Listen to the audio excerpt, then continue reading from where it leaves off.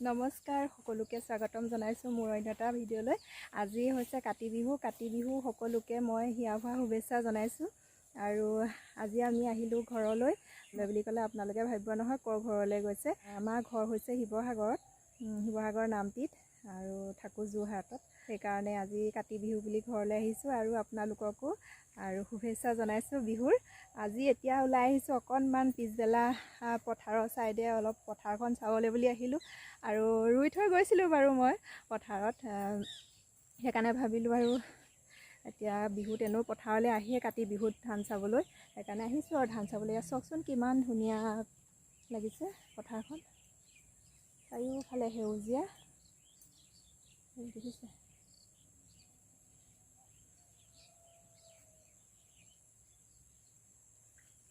বহুত ধুনীয়া লাগিছে পথাৰখন দেখি।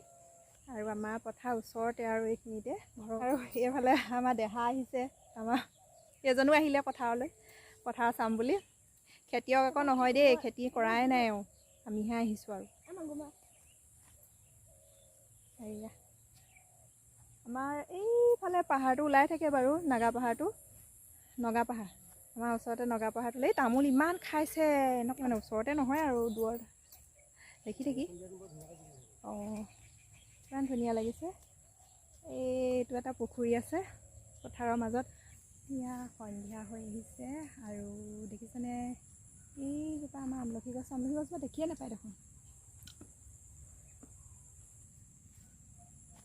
এইজোপা আমলখি লাগিছে। সন্ধিয়া হোৱাৰ লগে লগে এতিয়া কাতি বিহু আয়োজনৰ কাৰণে যো-জা কৰিছোঁ। এতিয়া তুলসী তলত বৌয়ে বন্তি আৰু ধূপ জ্বলাইছে। ইয়াৰ উপৰিও পদূলি মুখত ধাননি পথাৰ আৰু ভঁৰালতো চাকি দি এনেদৰে আমাৰ ফালে বিহুৰ আয়োজন কৰা হয়।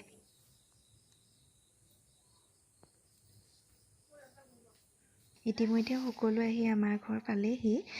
এতিয়া আমি ৰাইজক সেৱা ধৰি আশীৰ্বাদ বিচাৰিম। ইয়াৰ পিছতে প্ৰসাদ বিতৰণো কৰিব। আৰু এনেদৰেই আমাৰ ফালে কাতি বিহু পৰম্পৰা যুগে যুগে চলি আহিছে।